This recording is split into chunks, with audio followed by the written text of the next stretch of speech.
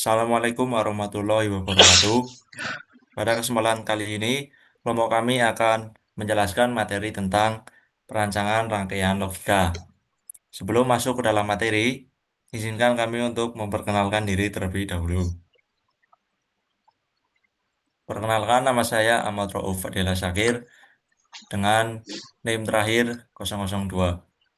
Perkenalkan, nama saya Muhammad Taufiq Aransyah dengan 3 digit NIM terakhir yaitu 001. Ya, perkenalkan nama saya Muhammad Xavier Aryaguna dengan NIM digit terakhir 014. Perkenalkan, nama saya Asti Dwi Ariandi dengan NIM 3 digit terakhir 015.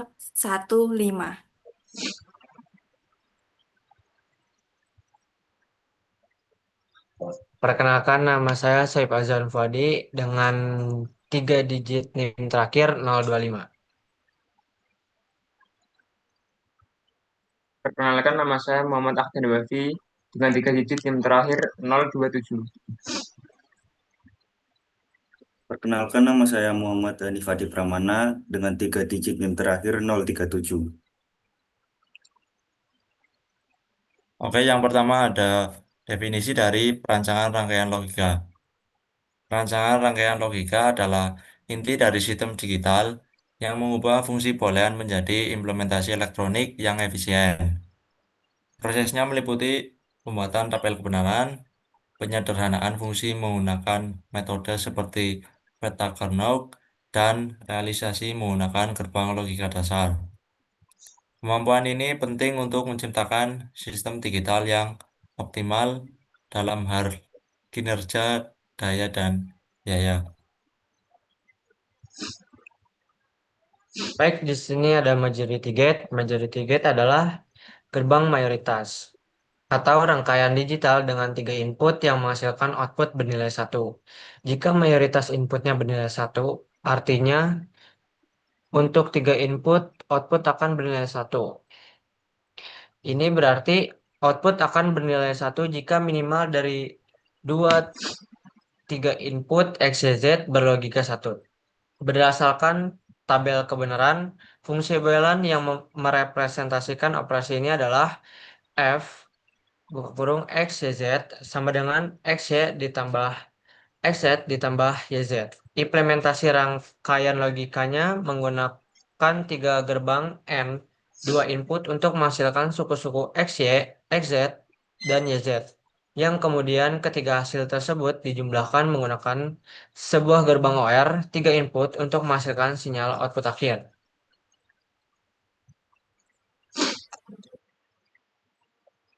Selanjutnya ada peta Carnot yang berfungsi sebagai penyederhana bentuk tabel kebenaran. Dengan peta Carnot, kita dapat merangkai sebuah rangkaian logika dengan lebih mudah. Selanjutnya ada jenis-jenis peta Carnot. Yang pertama ada minterm.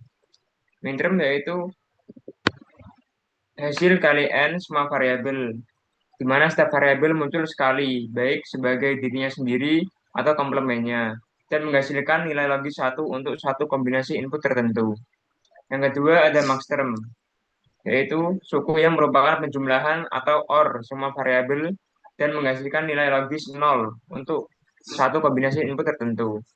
Yang ketiga ada SOP atau sum of products, yang merupakan fungsi boolean yang dinyatakan sebagai penjumlahan atau OR dari satu atau lebih minterm. Yang terakhir ada POS atau product of sums, yaitu fungsi boolean yang dinyatakan sebagai perkalian atau N dari satu atau lebih maxterm.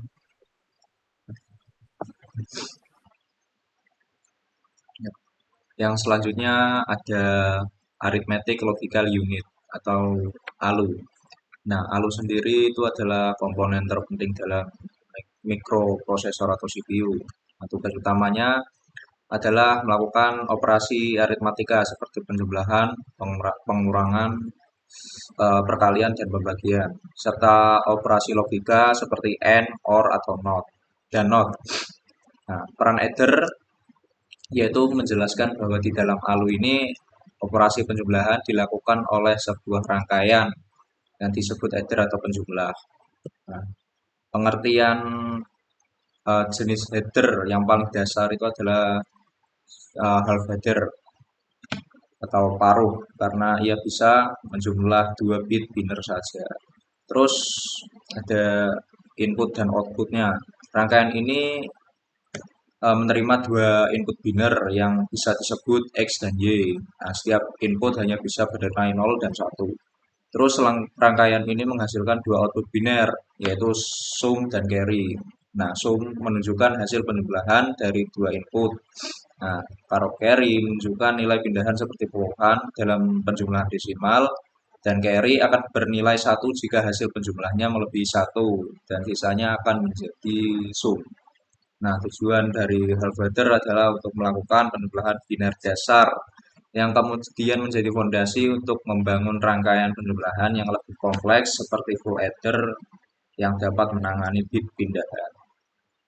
Next.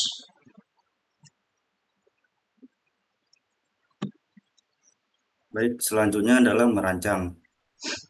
Di sini rancanglah sebuah rangkaian logika yang menerima input 2 bit dan menghasilkan output berupa nilai kuadrat dan dari input tersebut.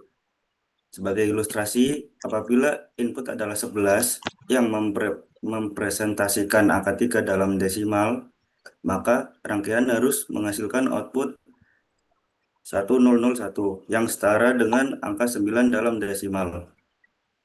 Kenapa dirubah dalam desimal? Agar agar membantu memahami hubungan matematikanya. Misal, ini kan angka 3, terus kita kuadratkan. 3 kuadratkan sama dengan 9. Nah, angka biner yang setara dengan 9 itu adalah 1001. Dari semua perhitungan logika tetap dilakukan dalam bentuk biner karena digital hanya mengenal angka 0 dan 1. Baik, selanjutnya.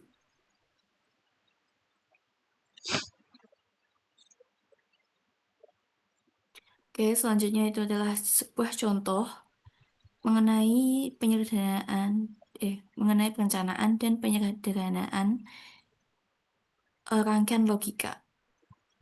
Oke, yaitu sebuah instruksi dalam sebuah program adalah if A greater than B, then result A, else result B. Atau nilai A dan B yang dibandingkan masing-masing panjangnya 2 bit. Misalkan A1, A2, dan B1, B2. Oke, dengan contoh soal yaitu A, rangkaian logika. Buatlah rangkaian logika yang sudah disederhanakan tentunya, yang menghasilkan keluaran 1 jika A lebih dari B atau 0 jika tidak. Yang B, gambarkan kembali rangkaian logika jika hanya menggunakan gerbang NAND saja.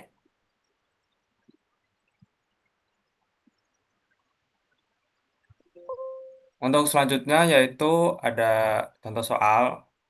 Jadi cara mengerjakannya cukup mudah. Yang pertama kan tadi sudah dijelaskan kalau misal ingin merangkai itu membutuhkan yang namanya tabel kebenaran.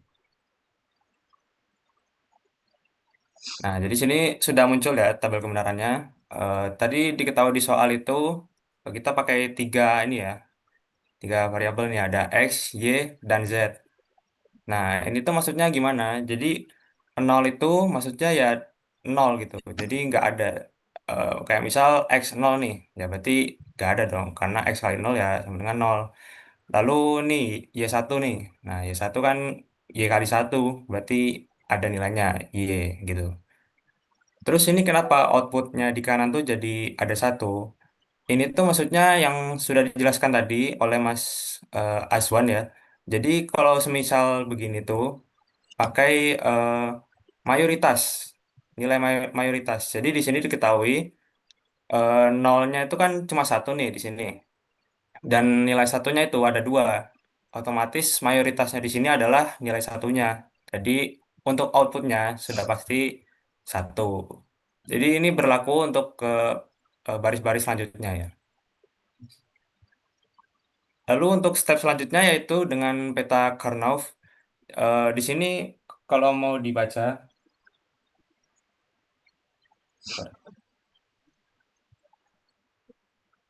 nah di sini maksud dari X ini itu adalah X di sini, yang di sini nih. Nah, YZ yang di sini tuh maksudnya dari tabel kebenaran ini juga.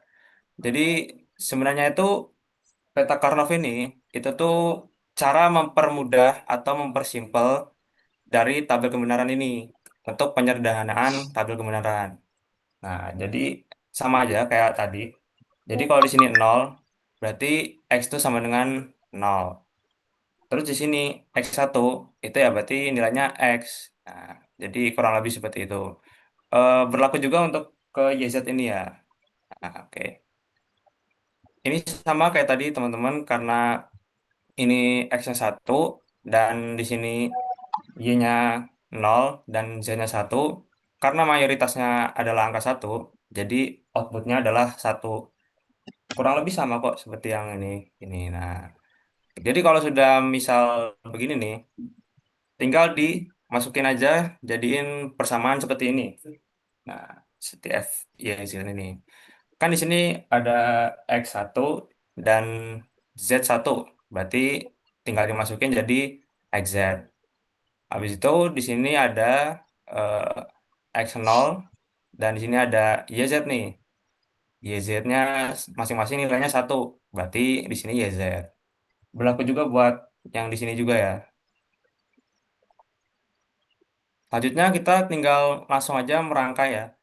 Jadi kalau misal ingin merangkai itu, untuk yang gini nih, yang XZ, lalu XY, dan YZ, ini tuh sudah pasti kita tuh pakai ini nih, rangkaian ini, N. Ini sudah pasti dan mutlak ya. Jadi untuk XZ, lalu di sini ada XY, ada YZ, itu sudah pasti kita akan menggunakan N. Dan untuk di poin terakhir ini, kita menggunakan OR. Karena memang untuk sebuah output, itu kita pasti pakai rangkaian OR. Ibaratnya begini nih, kalau misal dipakai bahasa manusia ya, F, X, Y, Z, itu adalah ibu marah gitu. Dan untuk XZ itu karena kami menghilangkan Tupperware, lalu untuk XZ itu, XY itu misal karena kita nakal, dan YZ itu karena kita mencuri gitu. Nah, kalau semisal kita transkripkan, berarti kan ibu itu bisa marah karena kita itu tidak sengaja menghilangkan Tupperware, atau kita nakal, atau karena kita jahil lah gitu. Jadi sebenarnya simpel aja kok.